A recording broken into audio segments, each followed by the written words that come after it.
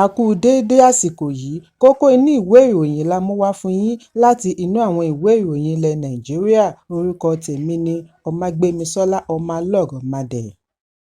Gbèsè tí orílẹ̀-èdè Nàìjíríà jẹ ni ó tún ti fẹ́ kọjá $100 bílíọ̀nù (180 billion naira) lẹ́yìn tí Ààrẹ Bọ́lá Tinubu tún béèrè lọ́wọ́ ilé ìgbìmọ̀ kí wọ́n bá bu ọwọ́ lu owó mìíràn tí wọ́n tún fẹ́ yá láti ilẹ̀ òkèèrè (external and domestic loans) kí àpapọ̀ gbèsè lè jẹ́ $34.15 trillion. Nínú lẹ́tà tí wọ́n fi ránṣẹ́ ni Tinubu fi ń béèrè owó tuntun mìíràn tí ó lé ní $21.5 billion tí ó túmọ̀ sí $33.39 trillion níbi pàṣípààrọ̀ owó tí ó jẹ́ $1,590 per dollar. Bákan náà ni ààrẹ tún béèrè fún domestic bond issuance tí í ṣe $757.9 billion láti fi yanjú àjẹ́lẹ̀ owó àjẹmọ́nú àwọn òṣìṣẹ́-fẹ̀yìntì.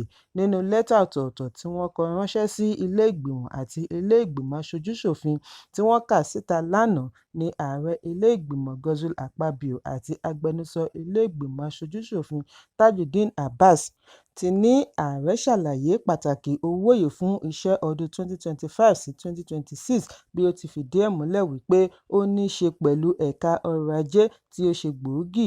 Ó fi dá àwọn aṣòfin lójú wípé gbogbo ibi tí ó yẹ ni àwọn á lo owó yìí sí, pàápàá jùlọ lórí ètò amáyédẹrùn tí ó ṣe pàtàkì jùlọ bíi ètò ìlera, ọkọ̀ ojú irin àti ètò ìdàgbàsókè jákèjádò gbogbo ìpínlẹ̀ lórílẹ̀-èdè títí kan ilé ìjọba ìlú Àbújá. Èròǹgbà wọn ni láti mú kí èyí pèsè iṣẹ́, ìdánilẹ́kọ̀ọ́, àdínkù ìṣẹ́ ọ̀pọ̀ oúnjẹ pẹ̀lú ìdàgbàsókè ìgbáyégbádùn ọmọ orílẹ̀-èdè. Ìwádìí jẹ́ kó di mímọ̀ wípé gbèsè tí Nàìjíríà jẹ lékún pẹ̀lú 48.6% sí $144.66 trillion ní ọdún 2024 láti $97.34 trillion ní ọdún 2023 tí ìjọba àpapọ̀ wọ 95% nínú rẹ̀. Lẹ́yìn èyí ni gbèsè ọ̀hún lékún sí $180 trillion láàrin oṣù Kínní sí oṣù Kẹrin ọdún yìí. Ẹ̀kúnrẹ́rẹ́ ìròyìn ṣì wà nínú ìwé ìròyìn Vanguard tó jáde lónìí. Saudi Arabia ti ṣe ìkéde wípé àwọn ti gan ní òṣùpá tí ó ṣe àpẹẹrẹ ìbẹ̀rẹ̀ Dhul-Hijjah, oṣù kejìlá àti èyí tí ó gbẹ̀yìn nínú kàlẹ́ndà Islam. Gẹ́gẹ́ bí àfihàn tí wọ́n ṣe sí orí ẹ̀rọ abánidọ́rẹ̀ẹ́ X lánàá ni wọ́n fi kéde wípé Dhul-Hijjah 1446 yóò bẹ̀rẹ̀ lónìí Ọjọ́rú, ọjọ́ 28 oṣù karùn-ún ọdún 2025. Àfihàn yìí ni wọ́n fi yànnàná àwọn ètò tó ṣe gbòógì tó ń bọ̀ lọ́nà. Òní ni ọjọ́ àkọ́kọ́ Dhul-Hijjah, ọjọ́ karùn-ún oṣù kẹfà ọdún 2025 ní ọjọ́ Àràfá, nígbà tí Yíd al-Adha yóò bọ́ sí ọjọ́ kẹfà oṣù kẹfà ọdún 2025. Ọjọ́ Àràfá jẹ́ ọjọ́ tí ó ṣe pàtàkì fún àwọn èrò Mẹ́kà láti kórajọ ní òkè Àràfá fún iṣẹ́ àṣepé iṣẹ́ Hajj. Lẹ́yìn èyí ni Eid al-Adha tí gbogbo Mùsùlùmí lágbàáyé ń ṣe ayẹyẹ pẹ̀lú ìrántí bí Ànábì Ibrahim tí a mọ̀ sí Abraham ṣe fẹ́ fi tọkàntọkàn fi ọmọkùnrin rẹ̀ rúbọ sí àṣẹ Allah. Ọdún tí ó kọjá ní Saudi Arabia kéde ọjọ́ 16 oṣù kẹfà gẹ́gẹ́ bí ọdún Iléyá. Èyí ló fún gbogbo Mùsùlùmí lágbàáyé ní àǹfààní àti gbáradì fún àsìkò mímọ́. Lára rẹ̀ ni ìrìnàjò Hajj, àdúrà àjọgbà, ìtọrẹ àánú àti pípa ẹran àgbò. Kò dín ní ọmọ Nàìjíríà méjì tí wọ́n bá wọn kópa nínú ìrìnàjò Hajj fún ti ọdún 2025 ní ilẹ̀ Saudi Arabia tí ó ti di olóògbé. Lára àwọn tí ó di olóògbé yìí ni a ti rí ìyá àgbàlagbà ẹni ọdún 85 75 láti ìpínlẹ̀ Edo, Hadizatu Danjuma, àti ìlúmọ̀ọ́ká oníṣòwò ọkùnrin kan, Alhaji Sale Gale, tí ó tún jẹ́ alága oníṣòwò ẹran èso ní ọjà Lopanta láti ìpínlẹ̀ Abia. Àwọn méjèèjì ni a gbọ́ wípé wọ́n di olóògbé ní ọjọ́ Ajé. Wọ́n ṣe àpèjúwe ikú Saleh ní ìyàlẹ́nu ńlá ní agbègbè rẹ̀ àti láàárín àwọn akẹgbẹ́ rẹ̀ láti Nàìjíríà ní Mecca. Wọ́n ní ikú rẹ̀ wáyé jẹ́jẹ́ níbi ó ti ń ṣiṣẹ́ àjánà rẹ̀ ní ilẹ̀ mímọ́. Bákan náà ni wọ́n ní Danjuma náà jáde láyé lẹ́yìn àìsàn ráńpẹ́. Lẹ́yìn tí ó parí tàwáàfù ni wọ́n gbé e lọ ilé ìwòsàn King Fahad ní Mecca. ní ọjọ́ Àìkú kí ó tó jáde láyé ní ọjọ́ kejì ọjọ́ Ajé. Wọ́n ti sin ín ní ọjọ́ kan náà sí ìlú Mẹ́kà gẹ́gẹ́ bí ìlànà ẹ̀sìn Mùsùlùmí. Ẹ̀kúnrẹ́rẹ́ ìròyìn yìí wà nínú ìwé ìròyìn Punch tó jáde lónìí. Àjàkálẹ̀ àrùn diphtheria ní ìlú Mbutu, ìjọba ìbílẹ̀ Abo Mbaise, ìpínlẹ̀ Imo ti mú kí ọ̀pọ̀ àwọn ọmọdé di olóògbé tí ó mú wọn ti iléèwé pa ní kíákíá. Wọn kò tí ì lè fìdí iye ọmọ tí ó ti kú múlẹ̀, ṣùgbọ́n alága ìjọba ìbílẹ̀ Abo Mbaise, Nwokwere Alaribe, fìdí ìṣẹ̀lẹ̀ yìí múlẹ̀ nínú àtẹ̀jáde ọjọ́ Ajé. Diphtheria jẹ́ àrùn tí ó máa ń tètè ràn mọ́ highly infectious disease tí ó sì máa ń sábà kóbá imú, ọ̀nà ọ̀fun. Ìgbà mìíràn ara á máa tàn ká nípasẹ̀ ikọ́ wíwú tàbí sínsín láti gba afẹ́fẹ́ kóbá ẹni wà nítòsí. Láti fèsì sí àjàkálẹ̀ yìí ni ìjọba ìbílẹ̀ ṣe tètè gbé ìgbésẹ̀ bí wọ́n ti ti àwọn iléèwé ní Mbutu tí wọ́n sì gba àwọn òbí ní ìmọ̀ràn kí wọ́n ṣètọ́jú àwọn ọmọ wọn nínú ilé. Wọ́n ní láàárín ọ̀sẹ̀ kan tí àjàkálẹ̀ àrùn yìí bẹ́ sílẹ̀, ó ti pa ọ̀pọ̀ ọmọdé.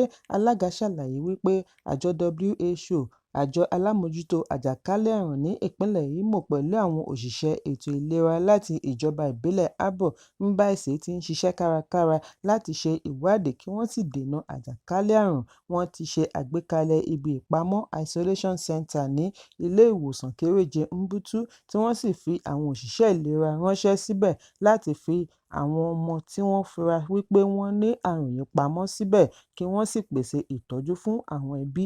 Gẹ́gẹ́ bí agbẹnusọ alága Godspower Dike ṣe jábọ̀, bákan náà ni Alaribe rọ àwọn òbí kí wọ́n tètè gbé ìgbésẹ̀ àti fún àwọn ọmọ wọn ní abẹ́rẹ́ àjẹsára láti dènà àtànkálẹ̀ kí ó sì dáàbò bo ìlera wọn. Nínú ọ̀sẹ̀ kìíní oṣù karùn-ún ni àrùn ṣekú pa ọmọdé méjì ní ìlú Tukur ní Zaria, ìpínlẹ̀ Kaduna. Diphtheria jẹ́ àrùn tí abẹ́rẹ́ àjẹsára lè dènà. Orílẹ̀-èdè ti ṣe àkọọ́lẹ̀ ẹ̀sùn 42,642, 25,812 nínú rẹ̀ ni wọ́n ti fìdí ẹ̀ múlẹ̀ jákèjádò ìpínlẹ̀ mẹ́rìndínlógójì títí kan ìlú Àbújá. Ìròyìn jábọ̀ wípé títí di ọjọ́ kẹsàn-án oṣù kẹta, àjàkálẹ̀ àrùn yìí ti yọrí sí ikú 1,319 gẹ́gẹ́ bí àkọọ́lẹ̀ tí àjọ tó ń gbógun ti àjàkálẹ̀ àrùn lórílẹ̀-èdè NCDC ṣe jábọ̀. Ẹ̀kúnrẹ́rẹ́ ìròyìn yìí wà nínú ìwé ìròyìn Punch tó jáde lónìí. Ọọ̀ni Ilé-Ifẹ̀ Ọba Adéyẹyè Ẹnìtàn Ògúnwùsì ti ṣe àgbékalẹ̀ éékà ilẹ̀ 3 fún ìgbìmọ̀ àwọn ẹlẹ́sìn Ifá International Council for Ifa Religion (ICIR) láti fi kọ́ Ifá Temple lágbàáyé kí èyí lè ṣe ìgbélárugẹ ẹ̀sìn kí ó sì ṣe àgbékalẹ̀ ibi ìpàgọ́ tí ó tóbi jùlọ fún àwọn oníṣẹ̀ṣe ilẹ̀ Yorùbá lágbàáyé. Ààrẹ ICIR Dókítà Fáyẹmí Fákáyọ̀dé ni ó ṣe ìkéde yìí nínú lẹ́tà ìmọ̀ore rẹ̀. Kánsù yìí pẹ̀lú olú ìyá ìjọ wọn ní Òkè-Tàsé, Ilé-Ifẹ̀, ìpínlẹ̀ Ọ̀ṣun ni wọ́n béèrè fún ilẹ̀ láti fi kọ́ ohun tí wọ́n ṣe àpèjúwe rẹ̀ ní Ifá Temple tí ó tóbi jù lágbàáyé ní Ilé-Ifẹ̀. Lẹ́tà ọ̀hún ṣàlàyé wípé éékà ilẹ̀ 3 tí búdòzà ń ṣán lọ́wọ́ yìí wà ní tòsí Stadium Route 7, Ilé-Ifẹ̀, ìpínlẹ̀ Ọ̀ṣun. Fákáyọ̀dé ní ìgbésẹ̀ ọba yìí ṣe àfihàn ìfẹ́ rẹ̀ sí àṣà àti ìṣe Yorùbá bí wọ́n ti dúpẹ́ lọ́wọ́ His Imperial Majesty fún iṣẹ́ rere rẹ̀ tí ó fìtàn balẹ̀. Ẹ̀kúnrẹ́rẹ́ ìròyìn wà nínú ìwé ìròyìn The Nation tó jáde lónìí. Alága àjọ tó ń gbógun ti ìwà ìbàjẹ́ àti ìṣòwò ìlú kúmọkùmọ EFCC, Ọlá Olúkóyèdé, ti ṣe àfihàn wípé ìgbìyànjú àjọ wọn láti lépa àwọn ohun ìní tí wọ́n fi ọ̀nà ẹ̀rú kó jọ kí wọ́n sì rí wọn gbà padà jẹ́ ara ìgbésẹ̀ wọn àti mú kí àwọn oníwà ìbàjẹ́ jẹ èrè iṣẹ́ wọn kí àwọn tí wọ́n lù ní jìbìtì lè rí ohun ìní wọn gbà padà. Olúkóyèdé sọ èyí lánàá ọjọ́ Ìṣẹ́gun níbi ìpàdé tí Ministry of Justice ṣe àgbékalẹ̀ lórí gbígba ohun ìní padà asset recovery tí ó wáyé ní Continental Hotel Abuja. Alága EFCC gbóríyìn fún ìpàdé yìí tí ó fún wọn ní òye lórí àti rí ohun ìní gbà padà àti àmójútó.